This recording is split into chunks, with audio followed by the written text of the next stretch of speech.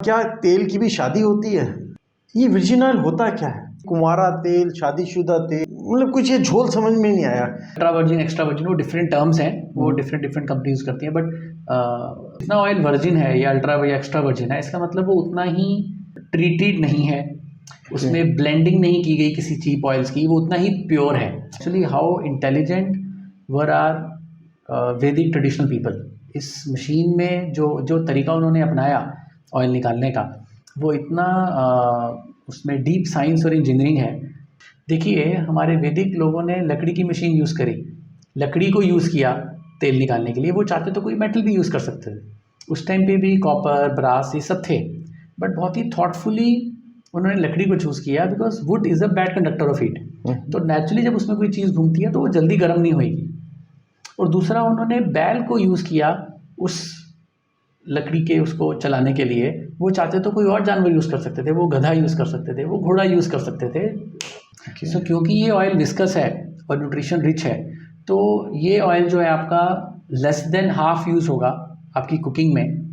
तो एक्चुअली में आपकी कॉस्टिंग ये उतनी महंगी पड़ेगी नहीं आपको। कम क्वांटिटी में हुई ऑयल आपकी सब्जियों में जो आप कुकिंग में यूज़ करते हैं वो सफिशिएंट रहेगा, और जो ह्यूमन बॉडी की नीड है उसको भी फुलफिल करेगा। मतलब कि अगर मेरे घर में 4 लीटर तेल लगता है तो 4 लीटर की जगह मेरे घर में 2 या 2.5 लीटर तेल लगेगा। एग्जैक्टली। और कॉस्टिंग बेशक बढ़ गया, बट अल्टीमेटली जो मेरा कॉस्ट टू पर पर्सन ऑयल यूसेज रहा वो ऑलमोस्ट सेम रहा। ओवर एंड अबव आपको न्यूट्रिटिव वैल्यू तो ज़्यादा मिल ही रही है। Absolutely. That is icing on the cake. जो कोलू या वगैरह मतलब बोला जाता है मशीन्स को, वो 99% मशीन्स कोल्ड प्रेस्ड है ही नहीं। बेस्ट ऑयल जो है हमारे, वो तिल का तेल और सरसों का तेल है। It's not a dead oil, it's a live oil which is rich in nutrition. अच्छा, डेड ऑयल और लाइव ऑयल में क्या? डेड ऑयल का मतलब बेसिकली ये हुआ कि उसमें हमारे जो हम लिविंग ऑर्गेनिजम्स हैं, वो न्यूट्रिएंट्स नहीं है जो हमें जीने में मदद करें। तो 70% इंडिया जो है वो पाम ऑयल कंज्यूम कर रहा है। हमारा इंडिया जो है वो हम लोग ऑलमोस्ट लार्जेस्ट प्रोड्यूसर हैं ऑयल सीड्स के, लाइक मस्टर्ड, सेसमे या ग्राउंडनट की या कोकोनट की बात करें, हम लोग एक्सपोर्ट करते हैं ये ऑयल सीड्स। इम्पोर्ट हम लोग कर रहे हैं पाम ऑयल। एक ही कंपनी जो इंडिया में बिस्किट बना रही है वो यहाँ पर पाम ऑयल डालती है, और वही कंपनी जब यूएस में बिस्किट बनाती है तो वो उसमें इंडियन इंडिजीनियस ऑयल डालती है। हजारों सालों से तेल हमारे जीवन का एक अहम हिस्सा रहा है, खास तौर पर खाने के लिए। वो हमारी खाने की न्यूट्रिटिव वैल्यू को बढ़ाता है, वो हमें विटामिन्स, मिनरल्स प्रदान करता है। पर इन 5000 सालों में हमारा जो वैदिक सिस्टम था तेल निकालने का और आज का जो तेल निकालने का सिस्टम है बहुत बदल गया है। बहुत चीज़ें ऐसी हुई हैं जो कि शायद नहीं होनी चाहिए, और वो तेल जो हमारे शरीर को हेल्दी बनाने का काम करता था, कहीं ना कहीं वो हमारे शरीर को हार्म पहुंचाने का काम कर रहा है। आज हमारे साथ हैं मिस्टर कुलभूषण जी, जो वैदिक ऑयल बनाने के सिस्टम को इंडियनाइज करके, मॉडर्नाइज करके फिर आपके लिए लेकर के आए, ताकि हम वही तेल यूज़ कर सकें जो कि हमारी सेहत के लिए अच्छा हो, न्यूट्रिटिव हो। धन्यवाद कुलभूषण जी, आप हमारे पास आए, आपने इंडिया हर्ट्स को टाइम दिया। सबसे पहले मैं आपसे पूछना चाहूँगा कि आप एक इंजीनियर हैं, आप हॉस्पिटैलिटी इंडस्ट्री में हैं, कैसे आपके दिमाग में आया कि आपने तेल ही को क्यों चूज़ किया एक बिजनेस के रूप में? देखिए, मेरा काफ़ी टाइम से, रादर मैं जब अपने कॉलेज डेज में था, तो तभी से मैं ये वैदिक प्रिंसिपल्स हैं उनसे काफ़ी अट्रैक्टेड था। वैदिक वे ऑफ लिविंग, वैदिक थॉट प्रोसेस एक्सेट्रा।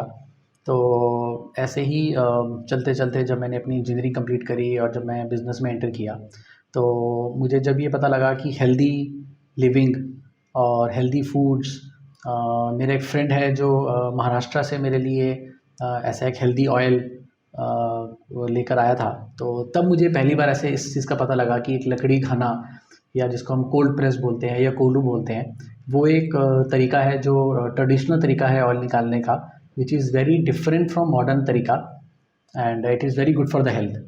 तो वहाँ से मेरे इंटरेस्ट को एक किक मिली, एंड मैंने इसमें काफ़ी रिसर्च करनी और काफ़ी ट्रैवल करना शुरू किया।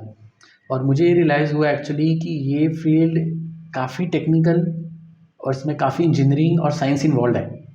जब मैं इस प्रोजेक्ट में अंदर घुसा तो मुझे दिखा कि actually how intelligent were our Vedic traditional people. इस मशीन में जो तरीका उन्होंने अपनाया ऑयल निकालने का, वो इतना उसमें डीप साइंस और इंजीनियरिंग है कि वो ना सिर्फ आपको एक बिजनेस या एक प्रॉफिट बना के देती है, बट एक्चुअली में वो ऐसा तेल है जो बॉडी डाइजेस्ट कर सकती है, उस तेल को बॉडी को हेल्दी बनाती है, हमारे सेल्स स्ट्रक्चर तक को वो उस लेवल पे जाके हमारी बॉडी पे काम करती है। जो कोल्लू का तेल है, और अदर इसको कोल्ड प्रेस्ड वुड ऑयल जो है, इसमें और नॉर्मल जो तेल है उसमें रिफाइंड ऑयल जो मिलता है, जो कहते हैं उसमें कई चीज़ें हैं, ओमेगा 2 ओमेगा 3, क्या उसमें और इसमें बेसिक अंतर क्या है? सो जो ये दोनों प्रोसेसेस हैं, कोल्ड प्रेस, वुड प्रेस या कोल्लू प्रोसेस, या फिर जो मॉडर्न रिफाइनिंग प्रोसेस, उसमें मेजर डिफरेंस है जो प्रोसेस के टाइम पे हीट अप्लाई किया जाता है, जिसकी वजह से आपका ऑयल का yield production per unit of seed तो ज़्यादा आता है, लेकिन हीट बढ़ने की वजह से उसका न्यूट्रिशन लॉस हो जाता है। जो ऑयल का मेन न्यूट्रिएंट है, दैट इज़ फैट, वो इस तरह का स्ट्रक्चर ले लेता है कि वो बॉडी के लिए डाइजेस्टिबल ही नहीं रहता है, जिसको हम ट्रांस फैट्स बोलते हैं।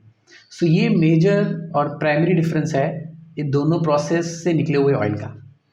ओके। और अब जैसे आपने शुरू किया, तो शुरुआत कैसे किया आपने, कितनी मशीनों से किया और रिज़ल्ट कैसा मिल रहा है आपको? तो जब इसके लिए मैंने रिसर्च करना शुरू किया तो पहले तो मुझे लगता था कि ये सिंपल है कि मशीन लेंगे और बीज लेंगे और तेल निकल जाएगा, पर मेरा पर्पस सिर्फ ये नहीं था कि मैं तेल बनाकर बेचूं। मेरा पर्पस था कि मैं एक्चुअली राइट चीज़ बना के लोगों तक पहुंचा पाऊं। तो उसके लिए जब मैंने स्टडी करना शुरू किया, मैं प्रैक्टिकली पूरा इंडिया घूमा उसके लिए। मैं साउथ में गया तो मशीन्स का मैंने देखा, तो मुझे ये समझ में आया कि मार्केट में जो आज की डेट में 99% जो मशीन्स हैं, जो कोल्लू या वगैरह मतलब बोला जाता है मशीन्स को, वो 99% मशीन्स कोल्ड प्रेस्ड है ही नहीं। वो उसमें भी जो जिस मेटल से जो मेटल यूज़ किया जा रहा है उसको बनाने के लिए, या जिस आरपीएम पे वो चल रही हैं, वो भी हीट कर रही हैं, जिसकी वजह से ऑयल न्यूट्रिशन ख़त्म हो जा रहा है। सो सिमिलरली सीड की क्वालिटी, तो पहले कम से कम 1 2 3 साल तो मेरे को इस चीज़ को समझने में लगे और रिसर्च में लगे कि किस तरह का मशीन का डिज़ाइन होना चाहिए, आरपीएम का उसमें क्या रोल है, प्रेशर का उसमें क्या रोल है, टेम्परेचर किस वजह से बढ़ता है। और ये तो सिर्फ प्रोसेस की बात हुई। सिमिलरली सीड क्वालिटी का बहुत इंपॉर्टेंट रोल है ऑयल में, बिकॉज अगर हमारा सीड क्वालिटी अच्छा नहीं है, या फिर वो ऐसा सीड है जो ब्रोकन है, या काला पड़ गया है, या फिर वो बहुत ही केमिकली प्रोसेस्ड और फर्टिलाइजर्स के तरीके से निकाला गया है, तो फिर वो वर्जिन नहीं रहेगा ऑयल। सिमिलरली आप किस तरह से ऑयल को फ़िल्टर कर रहे हैं या नहीं कर रहे हैं, आप किस तरह से उसको स्टोर कर रहे हैं, किस तरह से आप सीड्स को स्टोर कर रहे हैं, किस तरह से आप बॉटलिंग कर रहे हैं, तो ये सब में मेरे को काफ़ी टाइम लगा। और इवेंचुअली फिर हमने मशीन को खुद डिज़ाइन किया, जिसमें हमने ध्यान रखा कि जो सारी चीज़ें ज़रूरी हैं या जैसे ट्रेडिशनल लोग निकालते थे, उन सब चीज़ों को हम ध्यान रख सकें। और इवेंचुअली फिर हमने स्टार्ट किया एक मशीन बनाकर, और हमने धीरे धीरे जो है ट्रेडिशनल ऑयल्स निकालना शुरू किया। अच्छा, मार्केट में कच्ची धानी का तेल काफ़ी मिलता है, और ज़्यादातर लोग उसको ये समझ के लेते हैं हमारी सेहत के लिए अच्छा है। तो क्या कच्ची धानी का तेल रिफाइंड ऑयल से अच्छा है या नहीं, नंबर 1। नंबर 2, क्या जो कच्ची धानी का तेल मार्केट में इसमें अवेलेबल है, वो इस कोल्ड प्रेस ऑयल का मुकाबला कर सकता है या नहीं कर सकता? 2 एस्पेक्ट्स हैं। लोगों का ये सोचना कि कच्ची घानी का तेल रिफाइंड ऑयल से रिफाइंड ऑयल से बेटर है, तो डेफिनेटली, बिकॉज उसमें कोई केमिकल प्रोसेसेस या अल्ट्रा प्रोसेसिंग नहीं की गई है, एंड उसमें जो है न्यूट्रिशन कुछ हद तक रिटेन्ड है। अब हर कच्ची घानी ऑयल कोल्ड प्रेस है या नहीं है, वो कहना तो बहुत मुश्किल है, क्योंकि वो तो प्रोसेस को देखकर ही पता चल पाएगा। ऑल्दो कुछ ऐसे लैब टेस्ट हैं जो हम करके डिफरेंसेस को जान सकते हैं कि उसमें न्यूट्रिशनल वैल्यू कितनी है।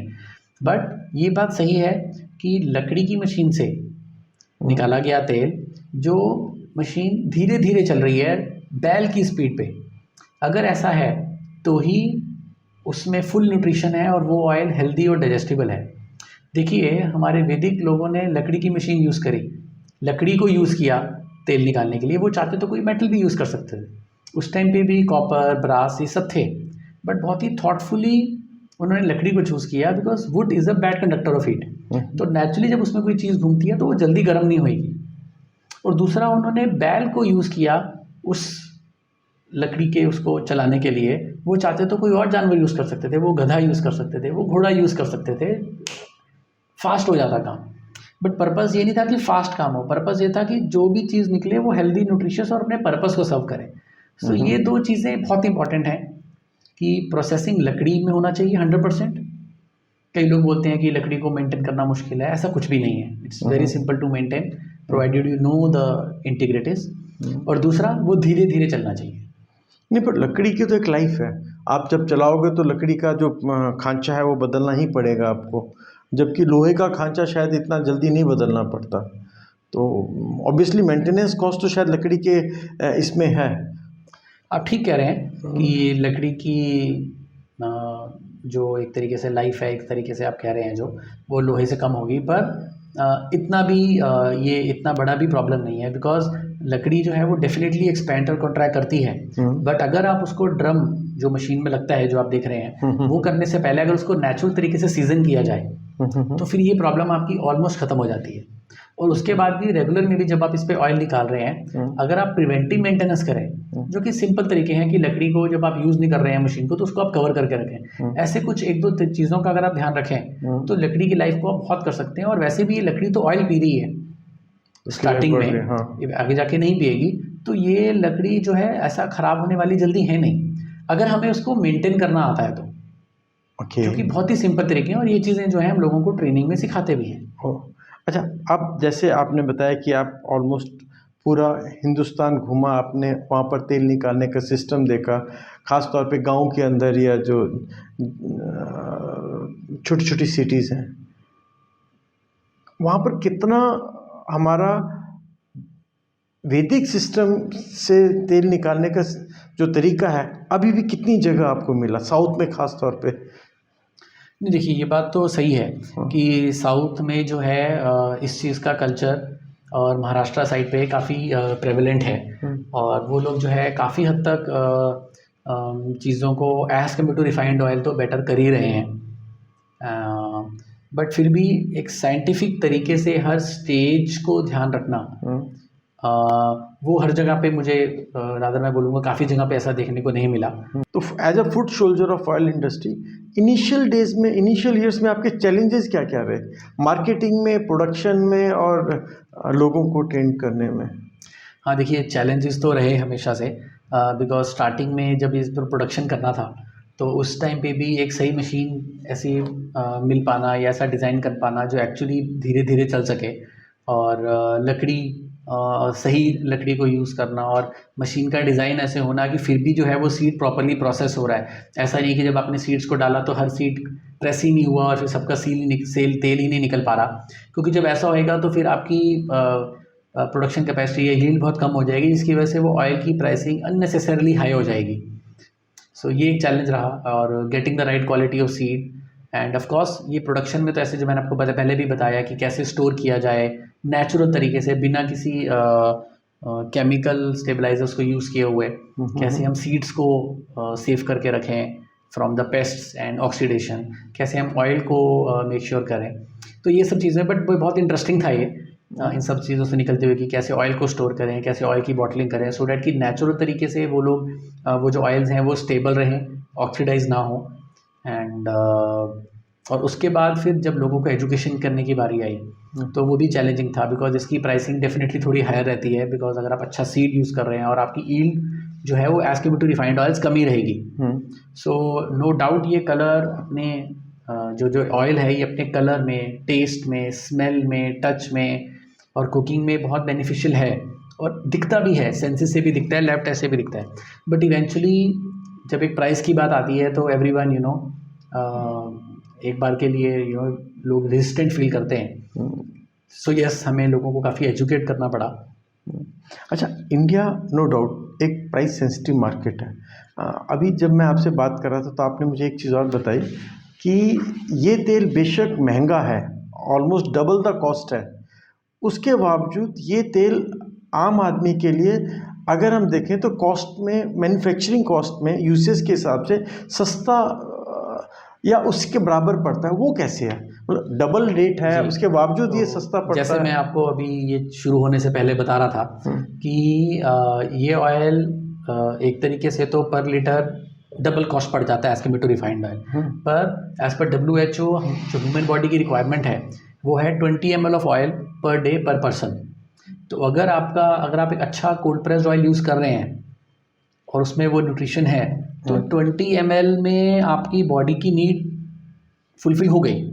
वेराज अगर आप ऐसी क्वालिटी का ऑयल यूज़ नहीं कर रहे हैं तो वो ज़्यादा यूज़ होता है कुकिंग में एनीवे, बिकॉज वो विस्कस भी कम होता है और उसकी वो क्वांटिटी ऑफ ऑयल भी हमें ज़्यादा चाहिए अपनी बॉडी की न्यूट्रिशन वैल्यू को मेंटेन करने के लिए। सो क्योंकि ये ऑयल विस्कस है और न्यूट्रिशन रिच है तो ये ऑयल जो है आपका लेस देन हाफ यूज़ होगा आपकी कुकिंग में। तो एक्चुअली में आपकी कॉस्टिंग ये उतनी महंगी पड़ेगी नहीं आपको। एक बार के लिए ज़रूर लगता है कि जब मैं मार्केट में आया जितने में मैं 10 लीटर तेल ले सकता था उतने में मैं 4-5 लीटर ही तेल ले पाया, बट आप यूसेज करेंगे इसका सही तरीके से तो आप देखेंगे कि ये ऑयल इतना महंगा नहीं है। मतलब कि अगर मेरे घर में 4 लीटर तेल लगता है तो 4 लीटर की जगह मेरे घर में 2 या 2.5 लीटर तेल लगेगा। एग्जैक्टली। और कॉस्टिंग बेशक बढ़ गया बट अल्टीमेटली जो मेरा कॉस्ट टू पर पर्सन ऑयल यूसेज रहा वो ऑलमोस्ट सेम रहा। बिल्कुल, क्योंकि ये कम क्वांटिटी में हुई ऑयल आपकी सब्जियों में जो आप कुकिंग में यूज़ करते हैं वो सफिशिएंट रहेगा और जो ह्यूमन बॉडी की नीड है उसको भी फुलफिल करेगा। ओवर एंड अबव आपको न्यूट्रिटिव वैल्यू तो ज़्यादा मिल ही रही है। Absolutely, that is icing on the cake. It's not a dead oil, it's a live oil which is rich in nutrition. अच्छा, डेड ऑयल और लाइव ऑयल में क्या? डेड ऑयल का मतलब बेसिकली ये हुआ कि उसमें हमारे जो हम लिविंग ऑर्गेनिजम्स हैं वो न्यूट्रिएंट्स नहीं है जो हमें जीने में मदद करें। ऐसे हेल्दी डाइजेस्टिबल न्यूट्रिशियस मिनरल्स या विटामिन्स या ऐसे फैट्स नहीं है। वो कोई अगर डेड चीज़ है तो वो हमें लाइफ कैसे दे सकती है? हमें कोई लाइव चीज़ चाहिए, जैसे कि ये नेचुरल या नेचुरोपैथ में भी बोला जाता है कि अगर कोई चीज़ ख़राब होती है इसका मतलब वो ज़िंदा है, तभी तो वो एजिंग हुई और ख़राब हुई। तो अगर हम भी चाहते हैं कि हमें हेल्दी चीज़ें चाहिए, लिविंग चीज़ें, तो हमें लिविंग चीज़ें खानी चाहिए। लिविंग का मतलब ये नहीं कि हमें जानवर या नॉनवेज की बात हो रही है, बट कोई चीज़ है जो लेट से ख़राब ही नहीं हो रही है। लाइक जो आजकल अल्ट्रा प्रोसेस्ड फूड्स हैं जिसमें हम लोग बहुत ज़्यादा केमिकल्स डाल के, प्रिजर्वेटिव डाल के करते हैं, that food is not healthy for the body. वेराज अगर हम फ्रेश वेजिटेबल्स फ्रूट्स खा रहे हैं जो एक्चुअली में अगर आप नहीं खाएंगे तो वो ख़राब हो जाएंगे। बिल्कुल ठीक। So, वो है लाइव चीज़ें। तो अगर ऐसी लाइव चीज़ें हम लोग लेते हैं तो वो बॉडी के लिए बहुत अच्छी है। अब जैसे रिफाइंड ऑयल की लाइफ क्या है और हमारा जो ये कोल्ड प्रेस्ड ऑयल है या कच्ची घानी का जो तेल है इसकी कितनी लाइफ है? सेम या नहीं? रिफाइंड ऑयल जो है वो डेफिनेटली उनकी शेल्फ लाइफ ज़्यादा है, बिकॉज वो उनको स्टेबल करने के लिए या उनकी शेल्फ लाइफ को एनहांस करने के लिए उसमें केमिकल प्रोसेसेस वगैरह या हाइड्रोजनेशन वगैरह किया जाता है उनको स्टेबलाइज करने के लिए। वेराज जो genuine virgin cold pressed oils हैं उसमें कुछ प्रोसेस तो नहीं किया जाता शेल्फ लाइफ के लिए, बस डिफरेंट स्टेजेस पे ध्यान रखा जाता है कि वो चीज़ ऑक्सीडाइज ना हो। लाइक अगर आप सीड ले रहे हैं तो वो अच्छे से एयर टाइट या वैक्यूम पैक्ड होने चाहिए और उसमें ऑफ कोर्स कोई ऐसी चीज़ डालने की हमें ज़रूरत नहीं है कि वो उसमें कीड़ा ना लगे। बस अगर वो उसको हम एयर टाइट रखें अच्छे से तो वो नेचुरली कीड़ा नहीं पकड़ेगा। सिमिलरली हम जब ऑयल निकालते हैं तो उसको ऐसे कंटेनर्स में स्टोर करें कि उसमें ऑक्सीडेशन का स्कोप ना हो। या जब हम ऑयल की बॉटलिंग करते हैं so instead of baking big bottling like 5 kg और 5 लीटर और 10 लीटर पैकेजिंग जिसमें से अगर आप ऑयल थोड़ा थोड़ा यूज़ कर रहे हैं तो उसके बाद जो ऑयल का जो हेड बचता है वो ऑक्सीडेशन का, यस बिल्कुल सही कहा आपने, ऑक्सीडेशन का वहाँ पे वो आ जाता है तो जिसकी वजह से ऑयल जल्दी ख़राब होना शुरू हो जाएगा। सो हम इसमें क्या करते हैं कि ऑयल की पैकेजिंग हम स्मॉल ही रखते हैं, like 1 litre packaging maximum, so that कि अगर आपके पास 5 बॉटल्स पड़ी हैं और अगर आप 1 बॉटल यूज़ भी कर रहे हैं तो आप 1 बॉटल यूज़ कर रहे हैं, बाकी 4 बंद हैं जो ऑक्सीडेशन प्रोसेस से नहीं गुजर रही है। सो तो अगर जब तक आपका ऑयल बॉटल में एयर टाइट बंद है तब तक तो उसकी शेल्फ लाइफ 1 ईयर से भी प्लस है, और जब आपने एक बार उसको खोल दिया आप यूज़ कर रहे हैं फिर वो 3-4 महीने में ऑक्सीडाइज होना शुरू हो जाएगा। इसका मतलब अगर मुझे घर के लिए मतलब एक आम आदमी को अगर घर के लिए तेल लेना है तो उसको 5 लीटर की पैकिंग ना लेकर के 1 लीटर का पैकिंग लेना है, Exactly. अगर उसकी कंजम्पशन कम है। Exactly. हाँ, अगर घर के अंदर ही 20 लोग रह रहे हैं तो उसको 5 लीटर का चलेगा। अदरवाइज जितना आप कम पैकिंग का तेल लेंगे उतना ज़्यादा आपके सेहत के लिए अच्छा रहेगा। बिल्कुल ओके, सही। अब हम मॉडर्नाइज्ड जो मॉडर्न हमारा तेल निकालने का सिस्टम है उसको समझने की कोशिश करते हैं, उसमें क्या होता है और ऐसा क्या होता है कि कहीं जैसा आपने कहा कि उसमें न्यूट्रिटिव्स कम हो रहे हैं, क्यों कम हो रहे हैं, क्या उसका सिस्टम क्या है? और रादर मैं ये कहूँगा कि आप प्रकाश डालें कब से शुरू हुआ ये मॉडर्न तेल निकालने का सिस्टम? सो पहले तो मुझे बहुत ज़्यादा तो नहीं पता वर्ल्ड वाइड का, पर ऐसे ही ट्रेडिशनल प्रोसेसेस को यूज़ किया जाता था जहाँ तक मैं थोड़ा बहुत समझा। और ऑफ कोर्स इंडिया में तो ये चीज़ 5000 साल पहले से तो हमारे पास रिकॉर्ड्स हैं, हमारे पास है, बट अदरवाइज पहले उससे भी पहले से ये प्रोसेस को यूज़ किया जाता है तेल बट निकालने के जब प्रोसेस यस को। एग्जैक्टली। लेकिन जब 1800s और 19th सेंचुरी के आसपास जब इंडस्ट्रियल रेवोल्यूशन आया यूएस और इंग्लैंड वगैरह में, तो उस टाइम पर मैकेनिकल और केमिकल प्रोसेसेस से ये वेजिटेबल ऑयल्स को निकाला गया, जिसके बाद एक टर्म आ गई इंडस्ट्रियलाइज्ड ऑयल्स। ओके, सो उसका पर्पज़ ये था कि आपकी प्रोडक्शन ज़्यादा हो पाए, आपकी यील्ड ज़्यादा आ पाए, आपकी कॉस्ट कम हो पाए, एंड और ऑफ कोर्स फिर उसको जो है थर्ड वर्ल्ड कंट्रीज़ में कंज्यूम कराया गया अलग अलग तरीके से मार्केटिंग करके।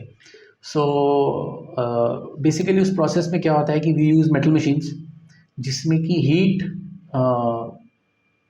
प्रोड्यूस की जाती है, हीट दी जाती है सीड को, सो डैट कि आपकी ऑयल की यील्ड ज़्यादा हो जाए। सी ऑयल सीड में ऑयल तो है, लेट्स से फॉर एग्जांपल उसमें 45 to 50% अगर ऑयल है, जनरल एवरेज बात करें हम, तो वुड प्रेस वाली मशीन में अगर लेट्स से 35 to 38% ऑयल निकलेगा, तो जो आपकी मैकेनिकल मशीन्स हैं हीट के बाद वो उसमें से 45% ऑलमोस्ट ऑयल निकाल देंगी।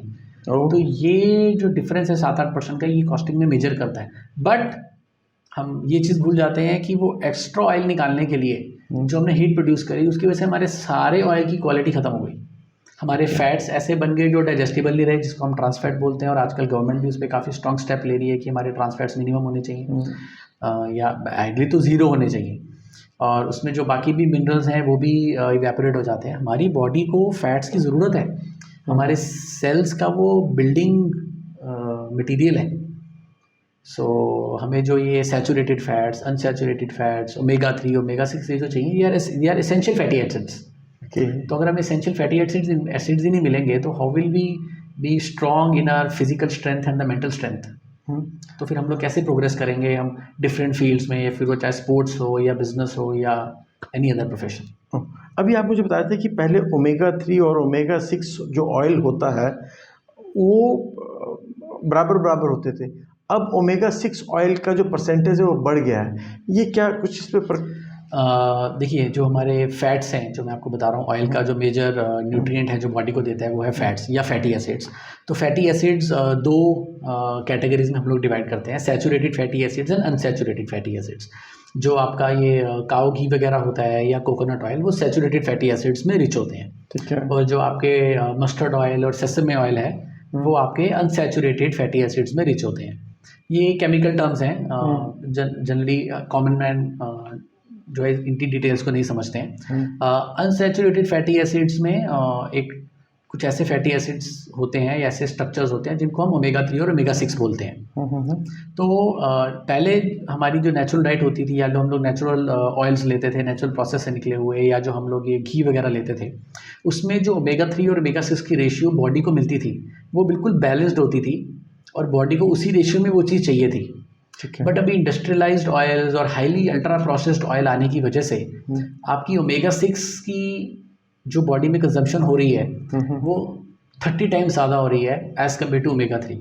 सो हमारी बॉडी को जो ऑलमोस्ट इक्वल अमाउंट या 2:1 की रेशियो में ओमेगा 6 और ओमेगा 3 चाहिए फैटी एसिड्स, वो रेशियो ही हमने बिगाड़ दिया है, जिसकी वजह से हमारी बॉडी के लिए वो बिल्कुल भी अच्छा नहीं है। अच्छा कुलभूषण जी, आजकल मार्केट में बड़ा अजीब सा तेल बिकता है, वर्जिन ऑयल। ये वर्जिन ऑयल होता क्या है, और ऐसा भी क्या हुआ तेल में, कुंवारा तेल, शादीशुदा तेल, मतलब कुछ ये झोल समझ में नहीं आया कि वर्जिन ऑयल है, क्यों बिक रहा है, लोग इसको क्यों प्रेफर कर रहे हैं, और क्या तेल की भी शादी होती है? सो देखिए, वर्जिन का लिटरल मीनिंग होता है अनटच्ड, ओके। और ऑयल के कंटेक्स्ट में अनटच्ड का मतलब है untouched by ultra processing, untouched by modern chemicals, untouched by harmful processes etcetera. So virgin oil का मतलब है कि वो जिस प्रोसेस से सीड को प्रोसेस करके ऑयल निकाला गया है, उस प्रोसेस में हमने कोई हैवीली अल्ट्रा प्रोसेसिंग या हैवी केमिकल्स वगैरह यूज़ नहीं किए हैं। और अल्ट्रा वर्जिन या एक्स्ट्रा वर्जिन का मतलब है कि not just the oil extraction process but even the seed growing process and seed cleaning process is also virgin. उसमें भी उस टाइम पे कोई ऐसे प्रिजर्वेटिव्स या ऐसी चीज़ें या ग्रोइंग के टाइम पे ऐसे फर्टिलाइजर्स नहीं डाले गए जो कि ह्यूमन बॉडी के लिए हेल्दी नहीं है। Of course ultra virgin extra virgin वो डिफरेंट टर्म्स हैं, वो डिफरेंट कंपनी यूज़ करती हैं, बट प्रिंसिपली इसका मीनिंग यही है। सो जितना ऑयल वर्जिन है या अल्ट्रा या एक्स्ट्रा वर्जिन है, इसका मतलब वो उतना ही ट्रीटेड नहीं है, उसमें ब्लेंडिंग नहीं की गई किसी चीप ऑयल्स की, वो उतना ही प्योर है। और ऑब्वियसली कोई चीज़ जितनी भी प्योर या ओरिजिनल है वो उतना ही हमारी हेल्थ के लिए अच्छा है, बिकॉज जो चीज़ें नेचुरली अवेलेबल हैं वो ही बॉडी के लिए हेल्पफुल, हेल्दी और डाइजेस्टिबल है। और जितना हम उन चीज़ों को प्रोसेस करते रहते हैं उतना ही वो चीज़ हमारे लिए डाइजेस्टिबल नहीं रहती हैं, और जब चीज़ डाइजेस्टिबल ही नहीं है तो वो हमें अच्छी एनर्जी या अच्छी हेल्थ कैसे दे सकते हैं।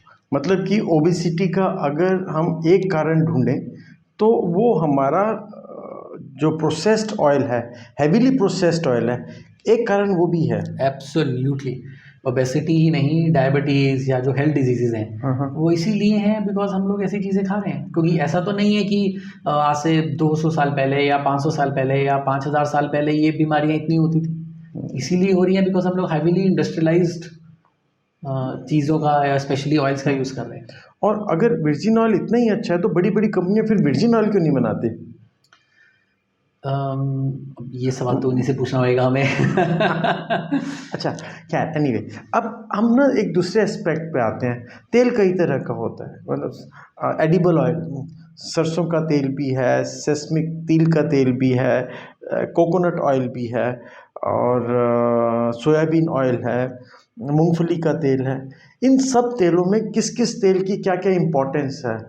एक्चुअली ये बहुत अच्छा क्वेश्चन पूछा आपने। जो ट्रेडिशनल ऑयल्स हैं, अगर मैं इंडिया मेनलैंड की बात करूँ, सो हमारे मोस्ट ट्रेडिशनल ऑयल जो हैं वो है तिल का तेल, and second is mustard oil, end of course coconut oil भी होता था। आपको पता है जो तेल वर्ड है वो तिल से ही निकल कर आया है।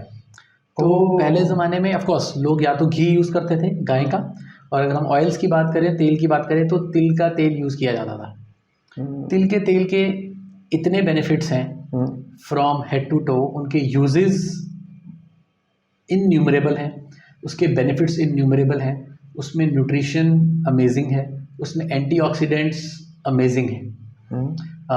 बालों का सफ़ेद होना या झड़ना, एंड ऑयल पुलिंग के लिए जो गंडूश एक ट्रीटमेंट होता है अपने ओरल केयर के लिए, क्योंकि हमारी डाइजेशन जो है वो मुंह से ही स्टार्ट होती है। सो oral care is very important, उसमें तिल का तेल यूज़ होता है। हमारी अंडर आइज़ या हमारी स्किन की प्रोटेक्शन के लिए हम तिल का तेल यूज़ कर सकते हैं। हमारे बेली बटन पे हम इसको डेली लगा सकते हैं। हमारे joints pain, back pain, muscles spasm वगैरह, इन सब में तिल का तेल एक न्यूट्रिशन है।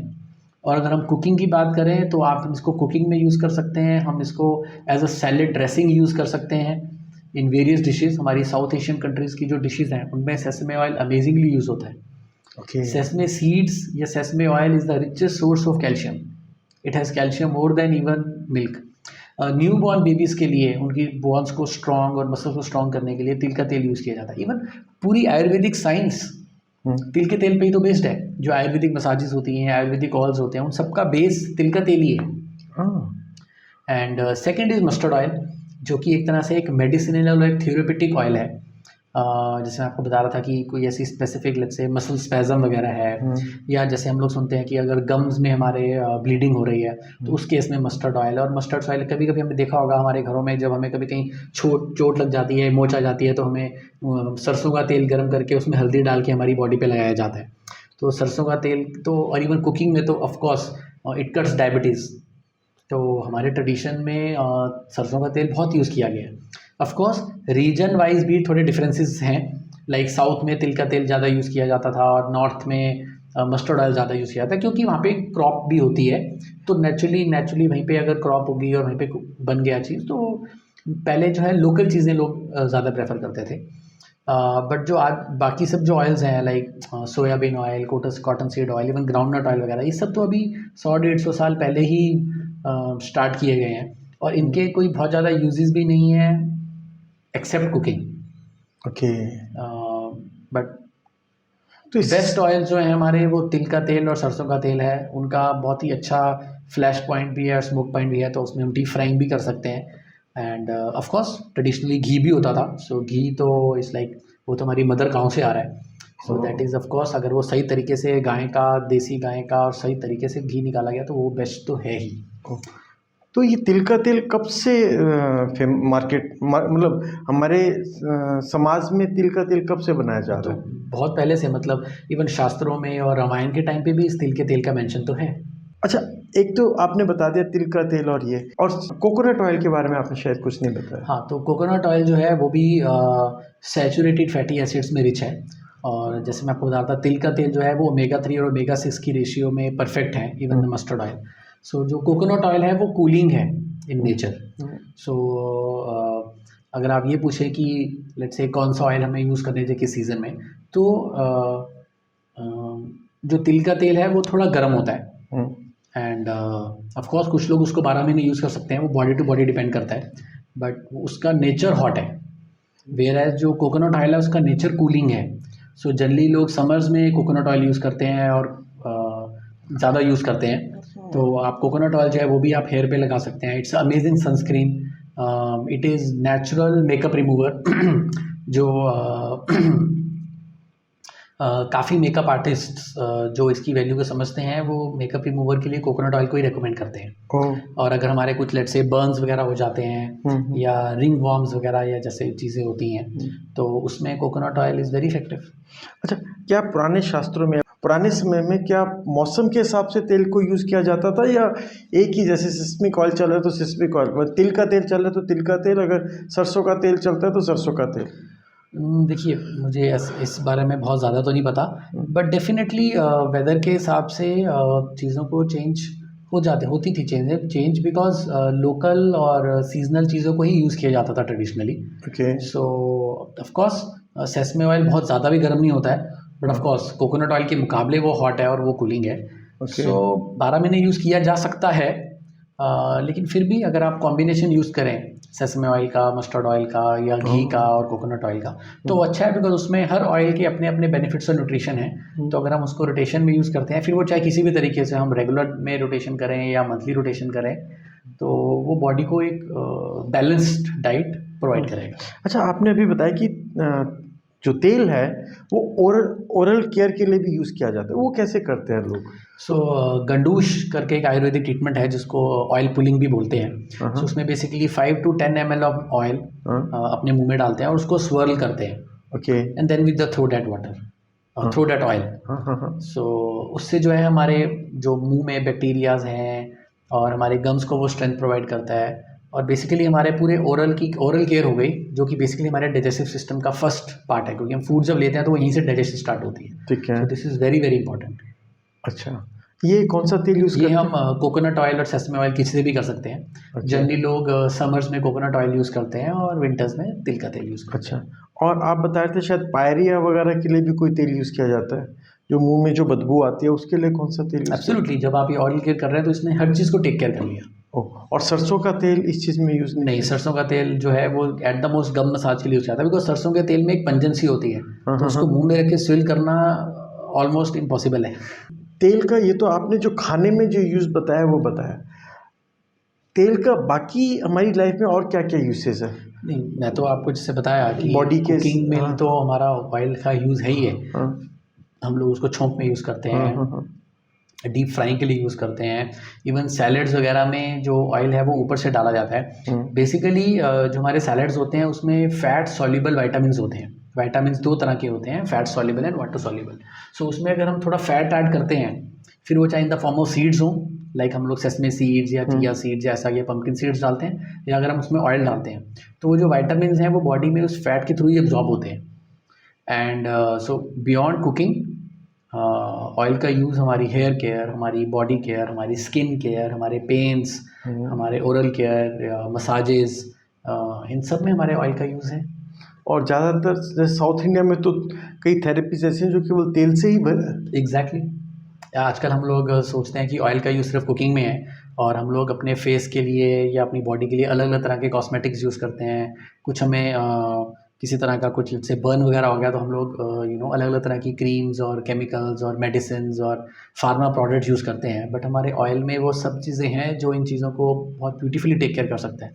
हमारे जो ट्रेडिशनली बोला जाता था कि हमारा जो किचन है वही एक्चुअली मेडिसिन और एक फार्मा का हब है। सो यस, तो तेल का उसमें डेफिनेटली रोल है। हमारी दादी माँ के नुस्खे में बहुत सारे तेल के ऐसे नुस्खे रहते थे। लाइक एक ऑयल का यूज़ ये है कि अगर हम उसको डेली मॉर्निंग में अपने नॉस्ट्रिल्स में और ईयर्स में कर लें तो बैक्टीरिया या ऐसे वायरसेस हमारे जो नॉस्ट्रिल्स के थ्रू ही बॉडी में जाते हैं, थ्रू एयर बॉर्न जो डिजीज़ है, तो वो हमें उससे प्रिवेंट करता है। बिकॉज एक नेचुरली बायोलॉजिकल एक फिल्म बना दी उसने। हाँ, अच्छा, ये तो है जो हमारे दादी माँ या सदियों से चले आ रहे तरीके हैं उस पे हम करते हैं। क्या इन नेचुरल ऑयल्स को लेकर के कोई साइंटिफिक स्टडी हुई है जो कुछ ऐसा सजेस्ट करते हैं कि हाँ absolutely they are much better than the refined oil? ये एब्सोल्युटली लैब टेस्ट रिपोर्ट्स हैं हमारे पास जो क्लियरली डिफरेंस दिखाती है in terms of the nutrition, in terms of presence of healthy fat as compare to trans fat.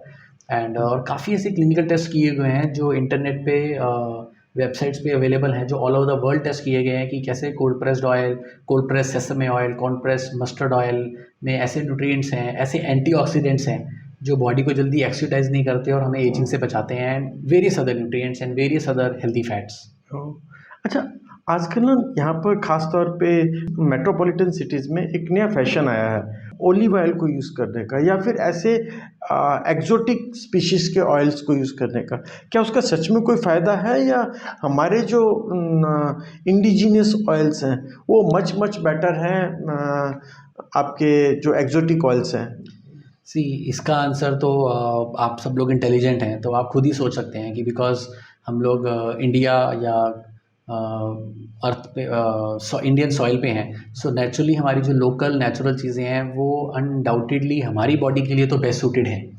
So but of course marketing में हमेशा और बिजनेस में हमेशा रहता है कि कुछ नया इंट्रोड्यूस किया जाए to get the attention of people, and हम उसको एक अलग तरीके से मार्केट करते हैं टू गेट द अटेंशन। उस तरह से हम लोग टेस्टिमोनियल्स करते हैं।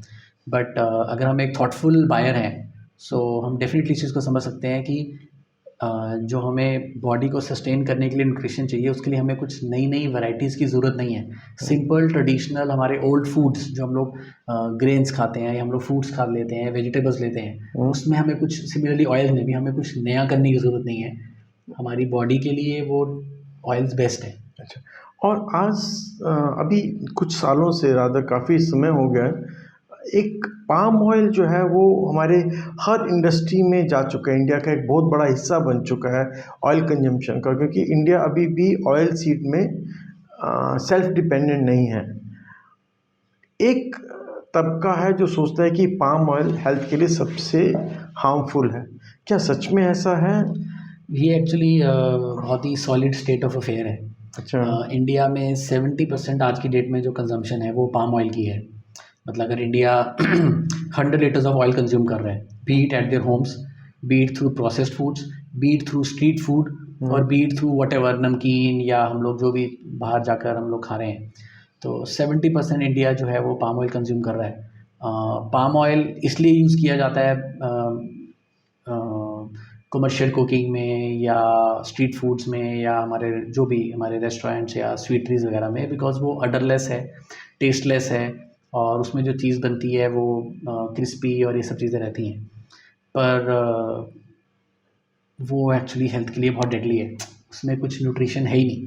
वो चीप होने की वजह से and India being poor country इसका कंजम्पशन बहुत अच्छे से हो पा रहा है बिकॉज प्राइस सेंसिटिव मार्केट है, बट एक्चुअली हेल्थ के लिए वो बिल्कुल अच्छा भी नहीं है। हमारा इंडिया जो है वो हम लोग ऑलमोस्ट लार्जेस्ट प्रोड्यूसर हैं ऑयल सीड्स के, लाइक मस्टर्ड, सेसमे या ग्राउंडनट की या कोकोनट की बात करें, हम लोग एक्सपोर्ट करते हैं ये ऑयल सीड्स। इम्पोर्ट हम लोग कर रहे हैं पाम ऑयल। हो, मतलब अच्छे अच्छे जो वो हैं उसको हम बाहर भेज देते हैं और जो ख़राब है वो हमारे।